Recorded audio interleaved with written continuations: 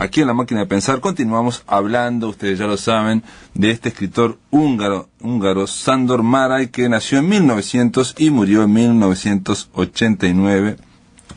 Ustedes saben que Sándor Márai tuvo que abandonar Hungría en 1948, o sea, a los 48 años, por el advenimiento del régimen socialista en Hungría, y después de un azaroso exilio que lo llevó a la ciudad californiana de San Diego, muy lejos de su vieja Europa, muy lejos de aquella Europa de fin de siglo que él siempre estuvo ahí, porque era una persona muy aristocratizante, aparentemente, por lo que se lee.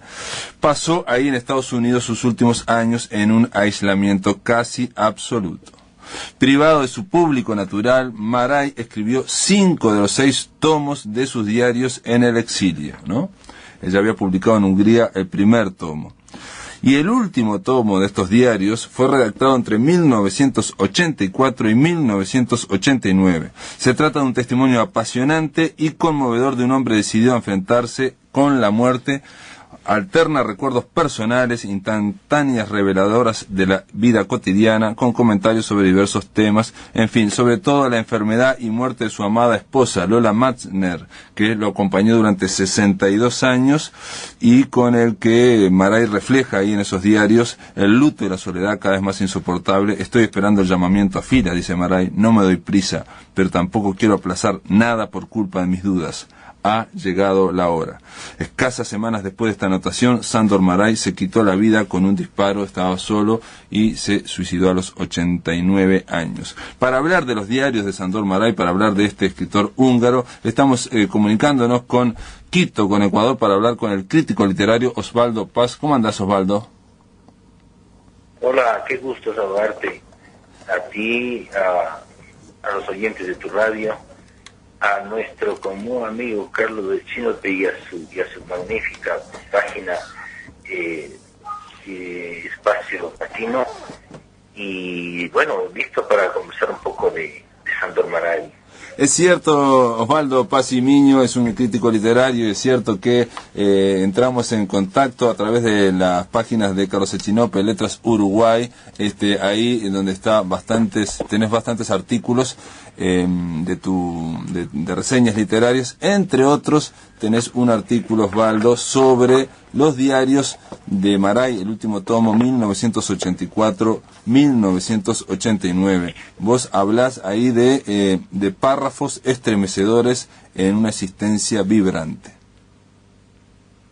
Sí, mira, la vida y la muerte de Márai han sido siempre conmovedoras, ¿no?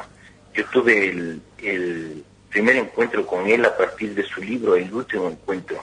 Un libro inevitable, como lo llamé yo en la oportunidad, un libro inevitable como la muerte. Y yo pienso que leer a Márai es así de inevitable, es como la muerte, ¿no? Sándor Márai vivió, es de los personajes que la historia ha reconocido, vivió de cerca el terror del nazismo y el terror del comunismo estalinista. Su vida está marcada por estas dos situaciones personales y su muerte, ¿no?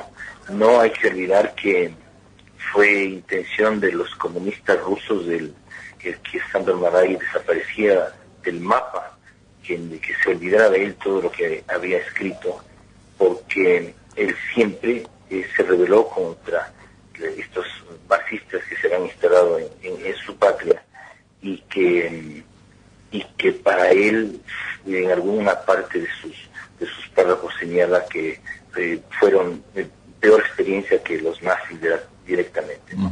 En el diario del que estamos hablando ahora, Márai, a los que creemos en este derecho extremo que es el derecho a la muerte, también marca un ejemplo definitivo, ¿no? Él va preparando sus últimos pasos hasta que da el instante final, abatido por la enfermedad, abatido por la muerte de la que amó siempre, y porque también encontró que todo aquello que él aspiraba desde su literatura de alguna u otra manera no le había sido muy claro, y la ingratitud y la soledad le abatieron también, ¿no? También de manera que dime. Sí, no, que en los diarios hay que aclarar que el suicidio en parte él lo va pensando para tratar de huir o de sortear los traficantes de hospitales, de sanatorios, o sea, todo el tráfico que hay en torno a el comercio que hay en torno a la medicina, y llega a escribir antes, o sea, en un par de años antes, esta frase: tiene que ser muy bonito morir sano.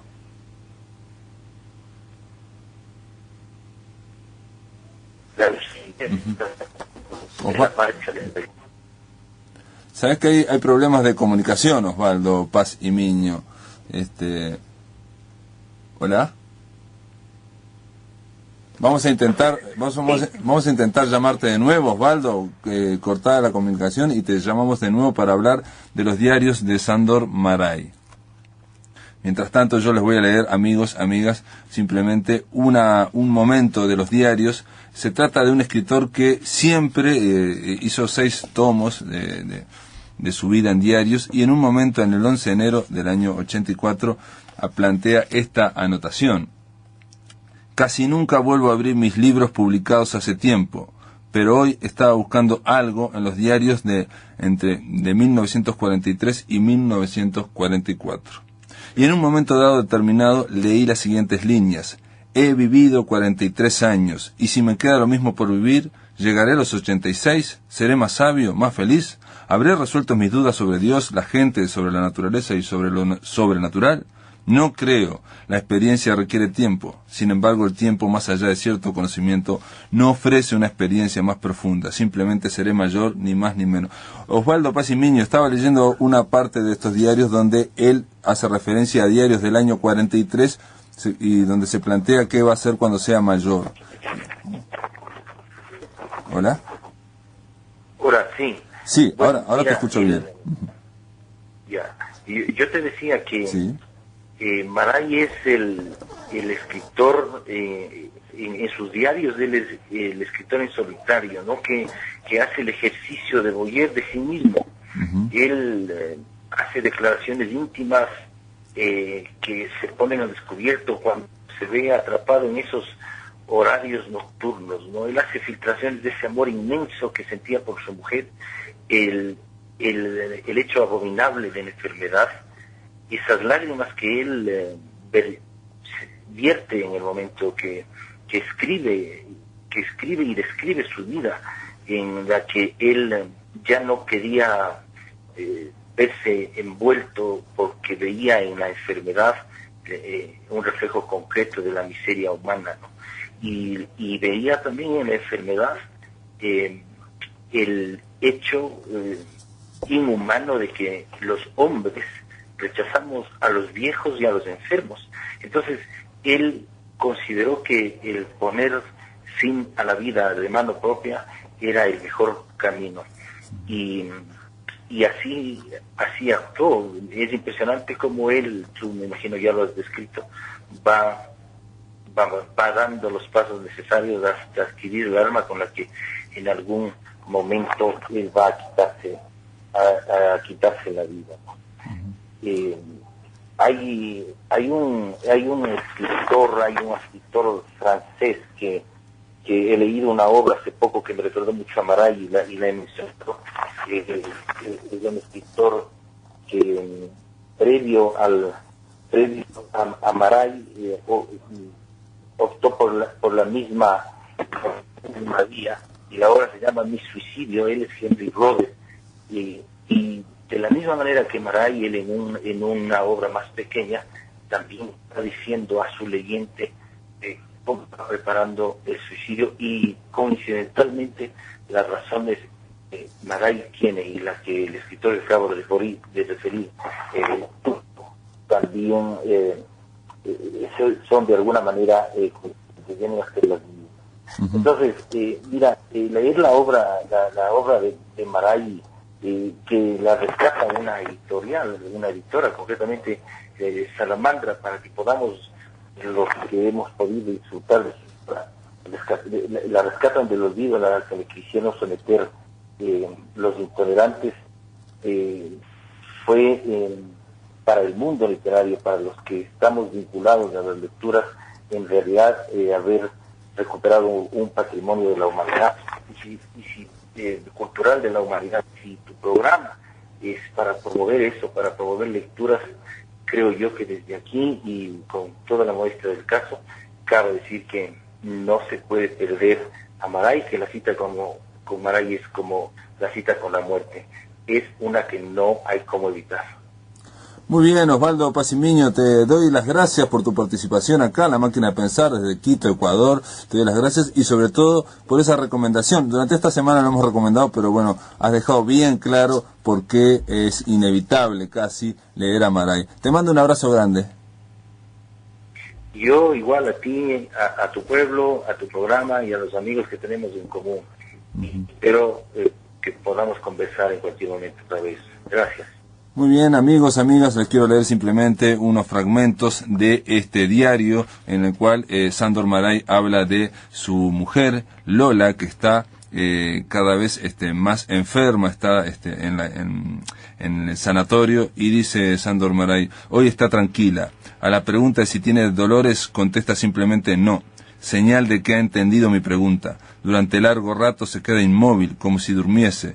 Le tomo la mano, pero no lo nota, o al menos no lo demuestra. La nurse, una joven filipina, me cuenta con alegría que se ha comido obedientemente el baby food. Hay momentos en que me aterra la posibilidad de que me ocurra algo y no pueda más. Luego me invade una serenidad incomprensible. Es posible que un día llegue al límite de mis fuerzas, pero hasta entonces hay que aguantar. Y luego dice: de camino hacia el hospital voy trastabillando, más cansado e inseguro de lo habitual. El océano envía de golpe una ráfaga de viento que pasa veloz por las calles, y tengo que agarrarme con las dos manos a una farola para que no me derribe. Se me acerca un obrero, me agarra para que no me caiga, y me ayuda a subir a la acera. Este apoyo humano, espontáneo, aunque banal, es como un bálsamo, porque me siento abandonado por todos y por todo. En el hospital estamos tomados de la mano durante una hora. Ella a veces me acaricia con la punta de los dedos. Así me indica que es consciente de mi presencia y de que sigo con ella. Después de la pausa continuamos con La Máquina de Pensar. En el aire de Radio Uruguay, La Máquina de Pensar.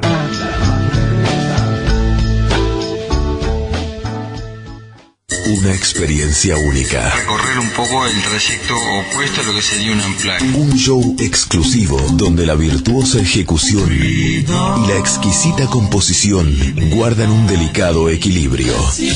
Sábados 20:30 y 22 horas. Sala de eventos Teatro Solís. Nico Arnicho, Superplugged. Entradas a la venta por Red UTS. Un espectáculo para sorprenderse y sentir. Invita Radio Uruguay. Actividades en el Auditorio Nelly Goitiño. Miércoles 29 a la hora 18:30. Actuación de alumnos de la Escuela Nacional de Arte Lírico. Entrada libre. Vivo en el país del viento. Washington Carrasco y Cristina Fernández en concierto. Uno de los espectáculos más elogiados del año. Un nuevo recital que sorprende y encanta por su exquisitez y profundidad. Sábado 16 de octubre, Cine Teatro Plaza. Entradas en venta en Red UTS. Financia Visa 2 Pagos. Auspicia Radio Uruguay. Tenemos que pensar qué hacemos con los grandes en las vacaciones de primavera. Sí, vamos a llevarlos a pasear, que vean el sol un poco, che. Vamos a llevarlos a un lugar que tengan mucho para hacer todo el tiempo. Ahí va, así descansamos nosotros también. En primavera, lleva a tus padres de vacaciones. Los puedes llevar a Piriápolis, Carmelo, Villa Serrana y muchos lugares más. Se van a divertir a lo grande. Uruguay Natural. El SODRE convoca a presentar proyectos.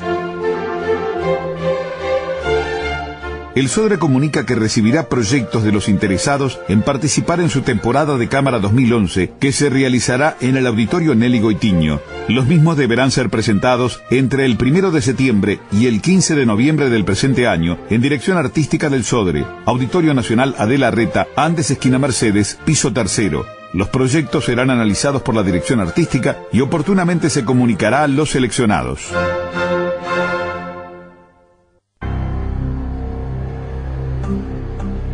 Somos Radio Uruguay, 1050 AM, Montevideo, Uruguay, con su repetidora 103.9 FM en el departamento de Colonia.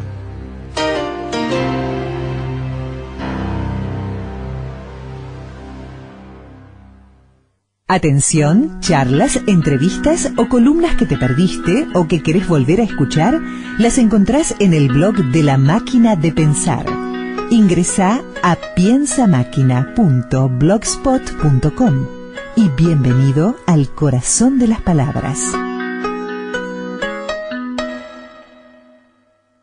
Children, go where I send you. How shall I send you? I'm gonna send you one by one. One for a little bitty baby was born Bethlehem. Take your time, boy. We got a while to go now.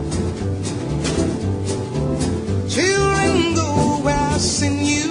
How shall I send you? I'm gonna send you two by two by Paul and Silas. One for the little bitty baby was born Bethlehem.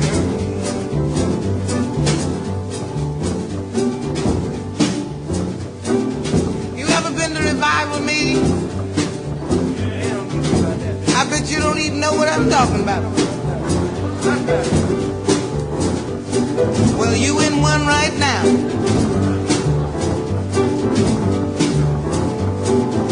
Children, go where I send you. Where shall I send you? I'm gonna send you 4 by 4 for the boy that stood at the door.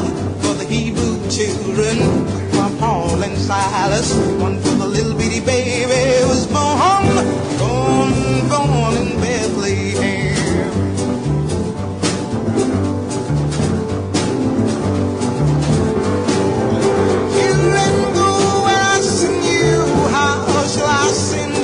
I'm gonna send you 10 by 10.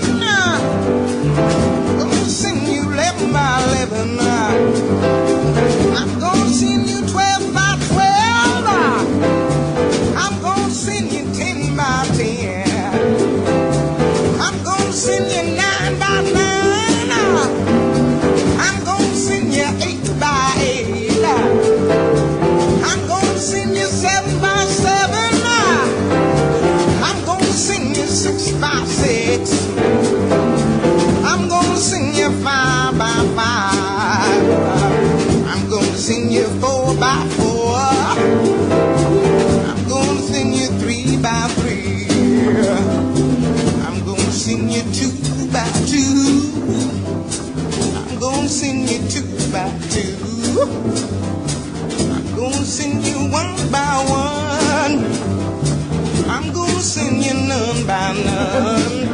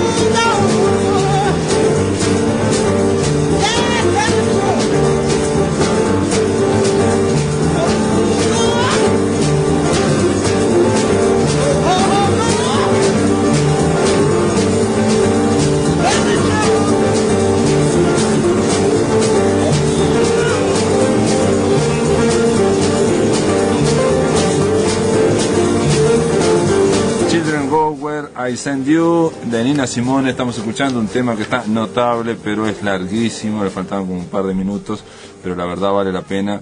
Children, Go Where I Send You, Nina Simone. Mañana, ustedes ya saben, ya comenzó hoy la Feria Internacional del Libro. Mañana arranca a partir de las 10 de la mañana con la presentación de Pueblo Chico se agranda por parte de su autora Lía Schenk. Y obviamente a las 11 Sebastián Pedroso también va a hablar sobre su libro Insectos al Rescate. Hay una serie de presentaciones. A las 14 horas vuelve Lía Schenk al ataque con Pueblo Chico se agranda. A las 15 Sebastián Pedroso también con Insectos al Rescate. A las 18 horas se presenta el libro Mista Cuarembó de Dani Umpi. A las 19:30 Poesía de Fondo. 3 poetas presentan su obra. Obviamente son los 3 poetas ganadores de los fondos concursables: Elvio Quítaro, Alex Piperno y Enrique Bachi.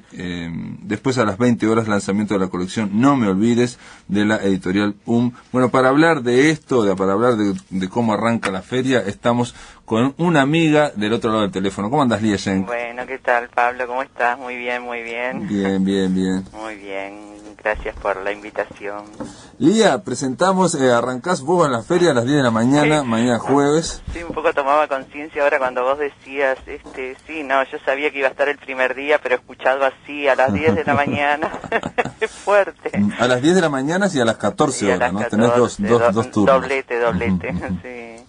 Y bueno, acá estamos muy contentos porque, bueno, creo que siempre la Feria del Libro, la Feria Internacional del Libro es un acontecimiento cultural, social, es un espacio de compartir la lectura, los libros, y en el caso particular mío y de otros autores y autoras de literatura infantil es un encuentro con las escuelas, con las maestras, bueno, con todo eso que por lo menos en mi caso es vital. Y Pueblo Chico se agranda, hoy es la secuela del otro pueblo.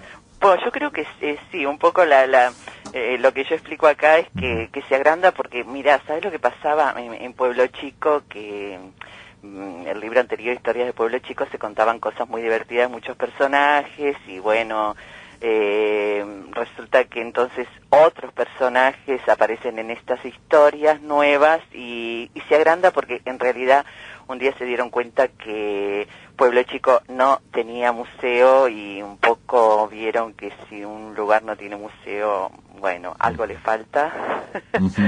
Y entonces un poco, esa es la excusa, ¿no? Se agranda porque tiene algo que no tenía y es un museo que por supuesto es un museo muy loco, muy especial.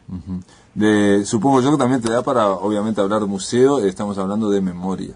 Museo, memoria, claro, porque es interesante, porque, claro, como partamos de la base de que los habitantes, pobladores de Pueblo Chico se le ocurren siempre cosas increíblemente locas y divertidas para resolver planteos propios, ¿verdad? Y entonces, bueno, hubo una serie de discusiones ¿dónde va a ser el museo? ¿Para qué vamos a hacer un museo? Y bueno, y todas las idas y venidas, discusiones, planteos, disensos, hasta que, bueno, como siempre interviene un intendente, la maestra, los niños, hasta que, bueno, en realidad te digo, honestamente terminan haciendo un museo muy especial porque es un museo... Escucha esto, por un día. Es un museo por un día. Es un museo. Y al aire libre. Descartable prácticamente. Y bueno, ahí es como, es por ahí que pasan las cosas y entonces también hay una movilización que es para cada quien, esto que tú decías, la memoria, que es solamente las cosas viejas o también pueden haber recuerdos en los museos, cosas más intangibles, en fin. Te digo que terminan haciendo un campeonato de bolitas. Bueno, pero no contamos el final. No, el final no te lo cuento. Lía, esto lo hemos hablado la otra vez también. Hay algo también de Juan Lacase ahí, ¿no? En el fondo. Y bueno, viste, claro, porque yo soy de un pueblo, eso es evidente, pero creo que, ¿sabes qué? Creo que la infancia es un pueblo. La infancia es un pueblo donde el lugar de la infancia como territorio a mí me atrae muchísimo. Y también, además de tener connotaciones de mi propia vida en un pueblo, creo que el pueblo de la infancia es un lugar donde a veces los grandes desearíamos volver a habitar, aunque sea por un ratito, y a mí me parece que la literatura infantil, en mi caso, es un espacio, un territorio donde puedan seguir habitando cosas mías que que persisten en mi vida adulta, y en ese sentido, bueno, es el encuentro, lo solidario, la búsqueda de soluciones conjuntas, ese tipo de cosas. Pero además, ¿Es una zona de pureza, puede ser, no? Mira, yo no creo en la cosa así, que la infancia sea una zona de pureza, pero sí sé que es una zona de autenticidades y de asombros reales, y que a veces las personas crecimos y vamos perdiendo ese contacto, y yo creo que la literatura y los cuentos y lo fantástico es una manera de que también los grandes se conecten con esa zona. A ver si puedo ser más clara. A mí me parece que lo fantástico que tiene la literatura infantil es que también llega a los adultos, de diversas maneras, ¿verdad?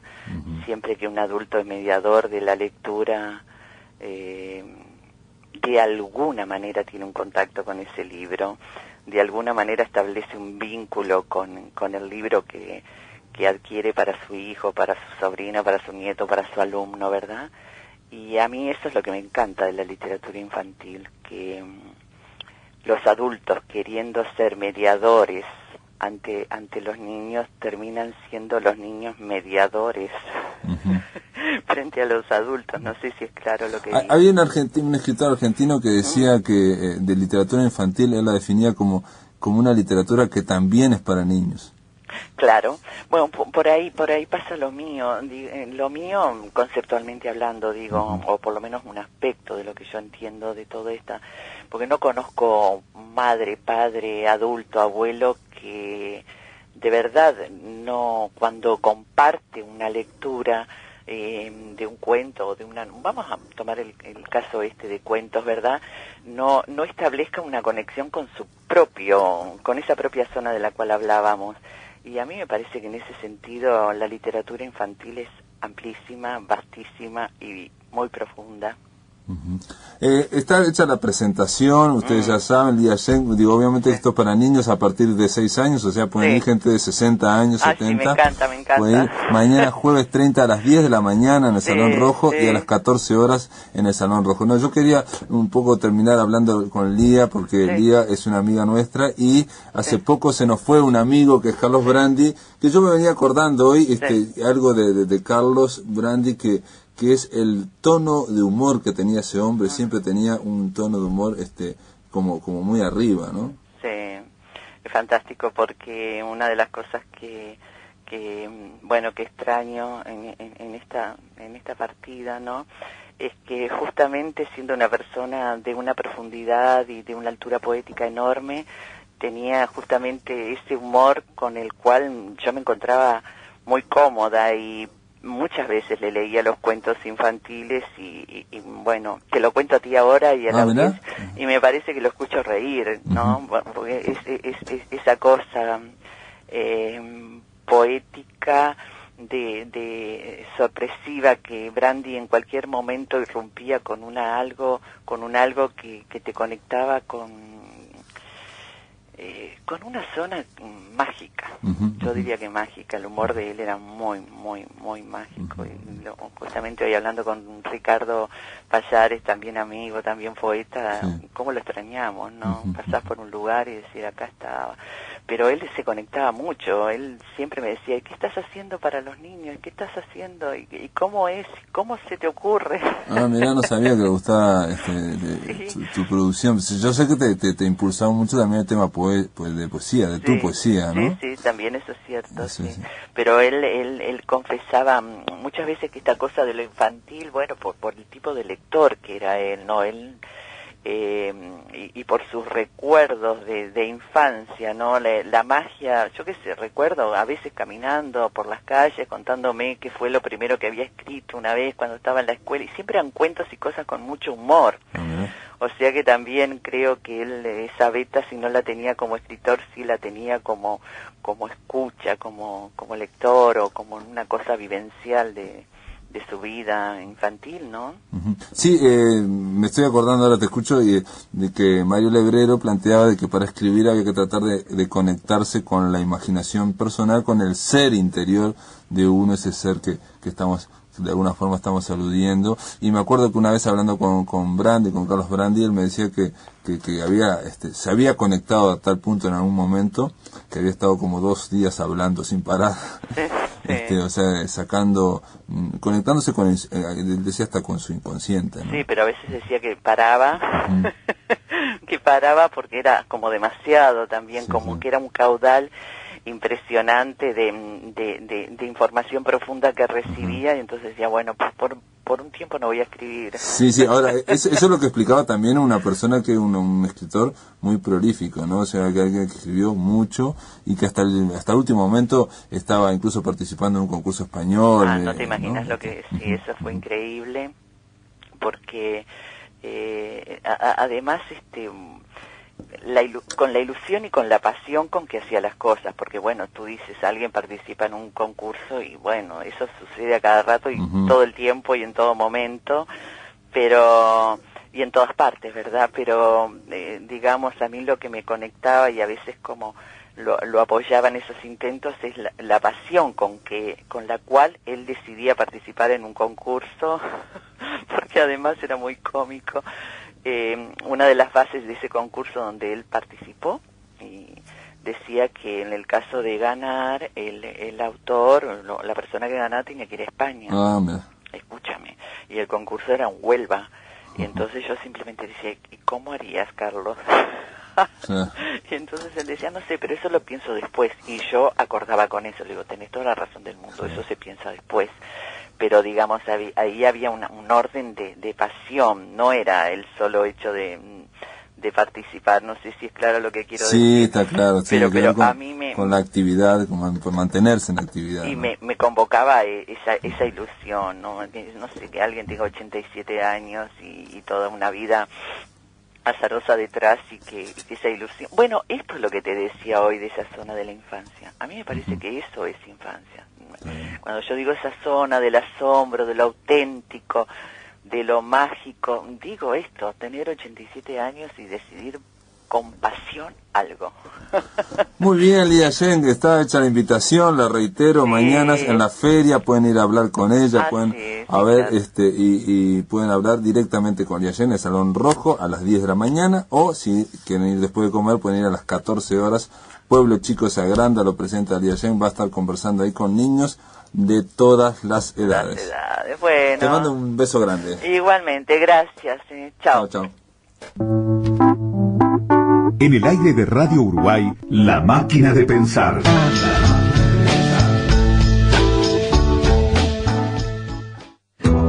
La Dirección General de Desarrollo Rural del Ministerio de Ganadería, Agricultura y Pesca impulsa el Plan de Apoyo a la Cría Vacuna. Subsidios para que pequeños y medianos productores ganaderos criadores puedan mejorar su productividad y adaptarse a los cambios climáticos. Presentar propuestas antes del 24 de septiembre a las 16 horas. Informes por el 2308-4408. Bases y formulario en www.mgap.gov.uy. Los premiados del Fondo Concursable 2009, la mejor creación literaria de nuestro país en 8 libros elegidos por unanimidad. Suicidio intelectual, de Santiago González Dambrauskas. Esta original obra es un conjunto de frases, relatos y pensamientos que en algunos casos buscan el humor y en otros intentan narrar alguna historia. Suicidio intelectual, de Santiago González Dambrauskas, editado por Ediciones Trilce y la Dirección Nacional de Cultura. Está en todas las librerías. Vivo en el país del viento. Washington Carrasco y Cristina Fernández en concierto. Uno de los espectáculos más elogiados del año. Un nuevo recital que sorprende y encanta por su exquisitez y profundidad. Sábado 16 de octubre, Cine Teatro Plaza. Entradas en venta en Red UTS. Financia Visa 2 Pagos. Auspicia Radio Uruguay. Somos Radio Uruguay, 1050 AM, Montevideo, Uruguay, con su repetidora 103.9 FM en el departamento de Colonia.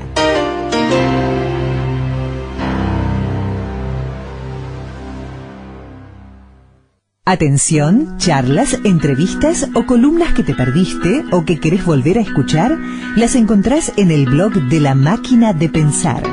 Ingresá a piensamáquina.blogspot.com y bienvenido al corazón de las palabras. Muy bien, estamos terminando este día de hoy, con mucho frío, con poca lluvia, por suerte no está lloviendo acá en el corazón de la ciudad vieja, pero nos sirve, no sé si nos sirve, pero nos sirve para darle la bienvenida a Felipe Poleri. ¿Cómo le va, Felipe Poleri? Muy bien, muy contento de estar nuevamente acá en esta máquina de pensar, y aparte vino con frío, pero con ganas de hablar de Sándor Márai. ¿Cómo no? Con mucho gusto. La idea de llamarte fue porque leímos un artículo tuyo que vos publicaste en torno a las obras de Sándor Márai, en un momento que decís, debe ser tan difícil ser escritor húngaro como ser escritor uruguayo. Y claro, digo, está el problema de las lenguas, ¿no? Como ser búlgaro, o ser nosotros somos, como ser uruguayo pero no por la dificultad de la lengua, porque el idioma español, por suerte, muchos continentes, pero el húngaro difícil, ¿no?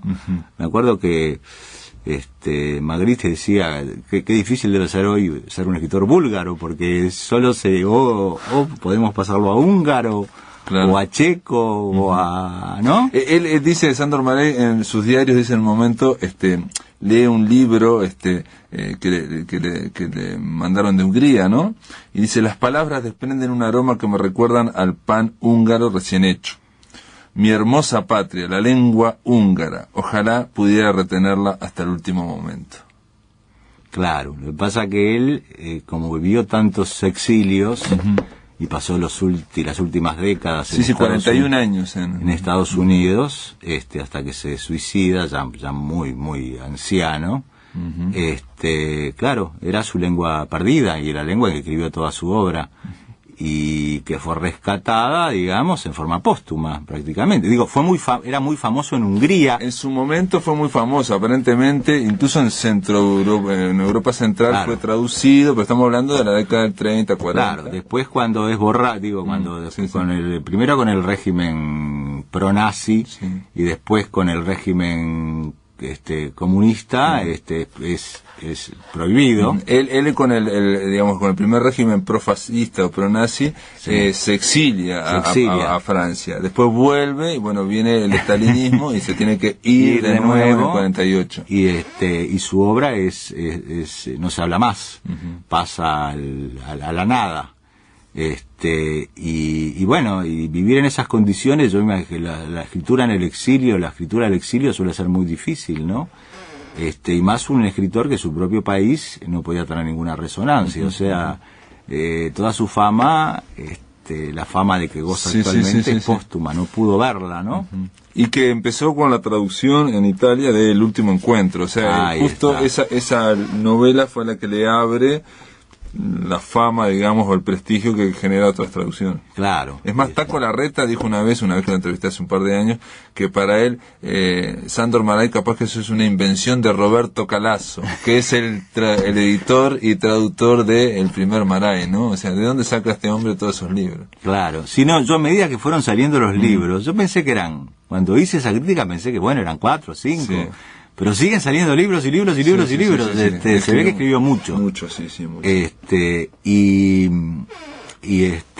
una producción que no cesa. Yo no sé si cesó a esta altura, si no van a seguir apareciendo libros de... Y no, aparentemente, incluso acá en este diario le dice que estaba escribiendo una novela policíaca y en un momento dice, no la voy a terminar, no me va a dar tiempo, y en un momento dice, ya la terminé. Claro.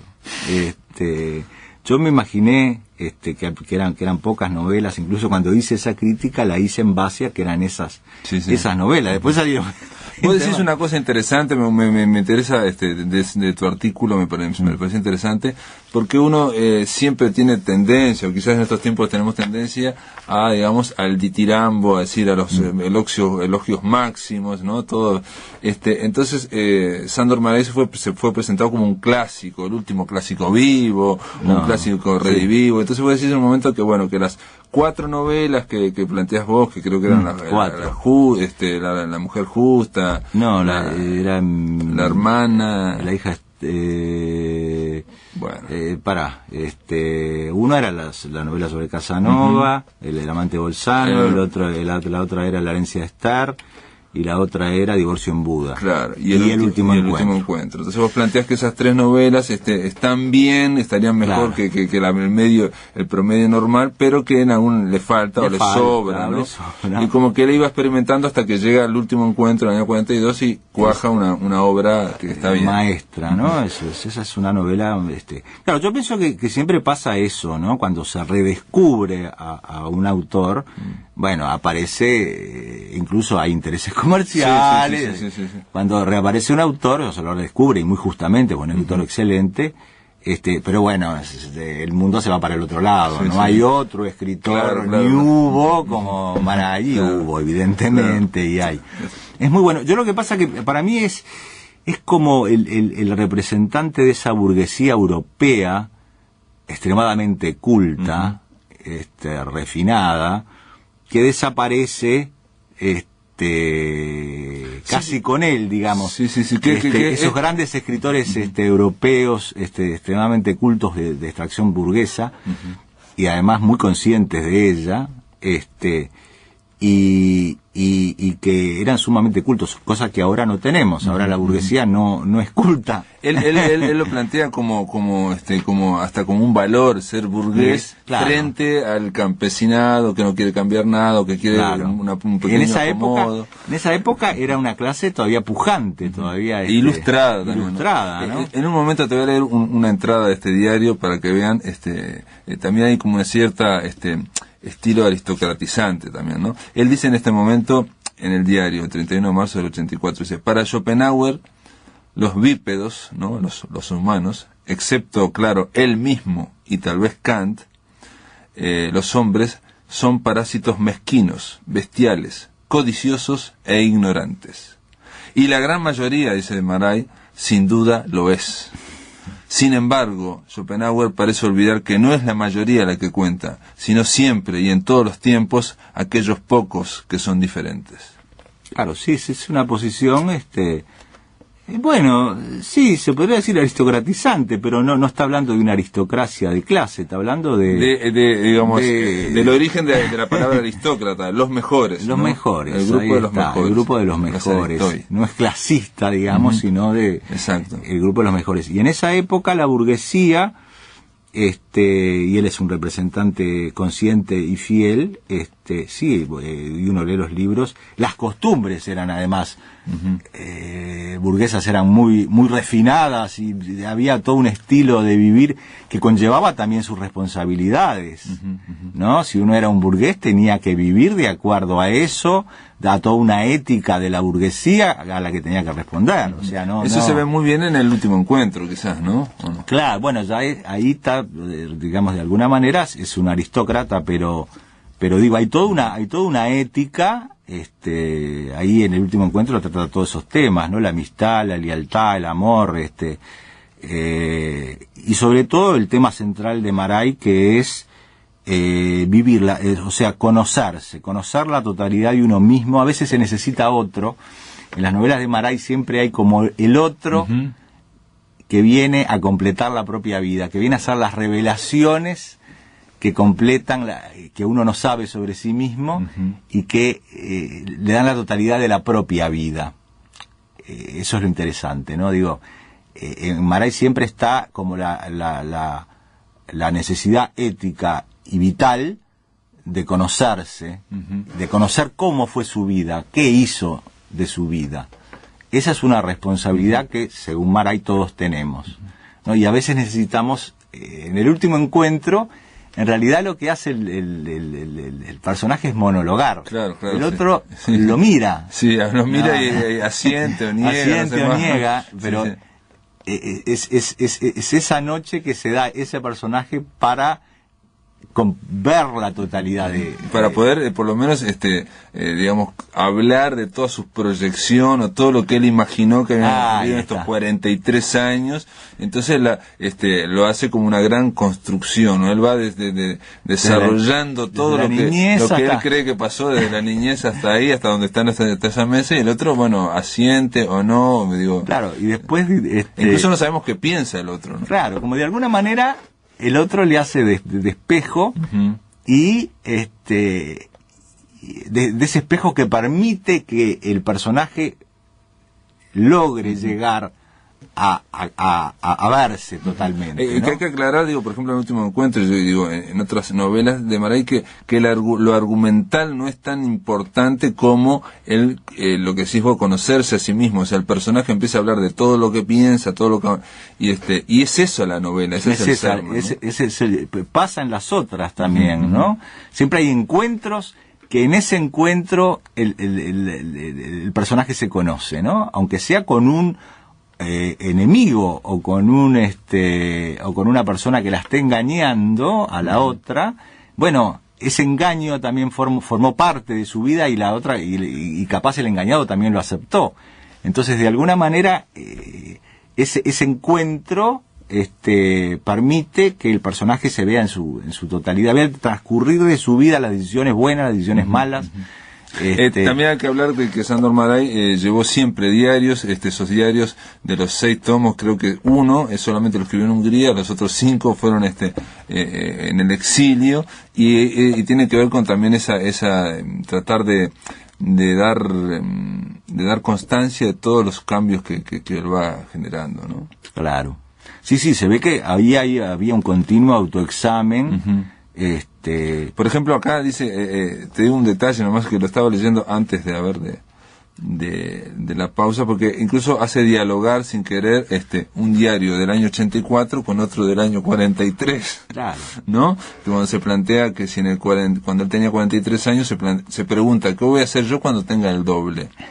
Y está en el 85 diciendo, bueno, el año que viene cumple 86 años, y no, las preguntas que se hacía él con los 43, si iba a ser más sabio, si iba a ser no, y el loco Sándor Márai termina diciendo, a los 86, no solo no soy más sabio, sino que tengo miedo de que se me olvide todo. Hay que tratar solo de retener lo que uno tiene. Era un hombre sabio. La sabiduría, por lo menos, era uno de sus objetivos. La sabiduría para la vida, la sabiduría, no la sabiduría, el conocimiento. Sí, el autoconocimiento. El autoconocimiento. Voy a leerte, porque no lo encontré, pero tengo otra entrada acá en el diario, que él plantea. Hoy hace 41 años que pasamos la Nochebuena en la casa con jardín de Leanifailu. Leanifailu era un pueblito de Hungría que fue lo último antes de irse. Sin luz, sin calefacción, sin nada. Los cañonazos y el bombardeo se prolongaron toda la noche, mientras en la otra orilla del Danubio el ejército soviético ya estaba luchando en las afueras del Ujpest. Los nazis se retiraban ante el avance de los rusos. Entonces pensé que no podía existir situación humana más aterradora. 40 años más tarde, aquella Nochebuena me parece aterradora de un modo diferente. Entonces yo sentía en las entrañas que era posible otra vida, que valía la pena salir adelante. Ahora no lo creo. Y entre tanto hubo continentes, cambios, la literatura, que puede ser un golpe o un destello, pero que en realidad es pavoneo, presunción, exhibición, a veces una línea, una palabra que fulgura como un átomo. Muy lindo. Es un escritorazo, porque digo, él está escribiendo ya en los últimos momentos, y incluso está criticando hasta la propia literatura, claro, ¿no? El sentido de su vida, digamos. De todas formas, quiero decir también que parece muy duro los fragmentos que he leído del diario. Él dice varias veces que por saldo, el saldo es maravilloso, ¿no? O sea, está a los 89 años, se murió su mujer, con la cual estuvo 62 años, ¿no? pero él, digamos, no reniega. No reniega, ¿no? Y si bien, obviamente, para un espíritu exquisito, vivir en San Diego, California, Estados Unidos, parece lo peor, ¿no? Porque él, todo lo que ve, digamos, habla de Ronald Reagan, en un momento no puede creer lo que es habla mal de Jesse Jackson también, ¿no? Porque dice que, Estados Unidos es lo contrario, digamos, de ese espíritu exquisito o selectivo, ¿no? Claro. Sí, me imagino que debe haber sido duro, pero por lo menos ahí podía estar tranquilo y demás. ¿Por qué habría que leer a Sándor Márai, Felipe Poleri? Ya nos estamos terminando esta. Si usted tuviera que decir, ¿usted cuál recomienda? ¿Recomienda? El último encuentro. Pero me parece que hay otras cosas que yo no leí, seguramente que vale la pena. Pienso que como entrada el último encuentro es un plato importante. Y además, una cosa que a mí me sorprende es el éxito que ha tenido, ¿no? Incluso en Uruguay. En Uruguay todo el mundo lee a Sándor Márai, no hay que recomendarlo porque yo conozco en pila de personas que no son lectoras habituales, diría más, que se fascinan. En un momento estuvo como muy de moda y ahora, por ejemplo, está más de moda, me parece, Murakami, hay esas como oleadas que van y vienen. Bueno, acá nosotros estamos hablando de Márai para decir, bueno, por más que se haya ido un poco la ola, vale la pena. Vale la pena. Y como decís vos, los libros son bastante accesibles, se pueden comprar también en usados. Obviamente toda la gente que lo leyó cuando estaba de moda, ahora lo debe haber vendido. Por lo menos se encuentra más. Murakami es ya más difícil, porque está en el auge, en la cresta de la ola. Pero yo sí te diría, me parece que como escritor, me parece que es más profundo Márai que Murakami. Murakami me parece un escritor excepcional, ¿no? ¿Te gusta? Pero es más un mago que hace que te mete en situaciones oníricas, extrañas. Me parece que Márai de alguna manera es más profundo. Son dos escritores distintos, no valen las comparaciones, ¿no? Pero bueno, está hecha la invitación. Aparte están los diarios de Sándor Márai, que yo leí este último y la verdad que está notable. Me quedé con ganas de leer más entradas de este diario porque hay partes que están espectaculares. Karina Blixen dice algo muy interesante de este diario. En general, cuando un escritor escribe un diario, configura un personaje, un yo, ¿no? Que es el yo literario, que es una especie de personaje que se va desarrollando a lo largo del diario.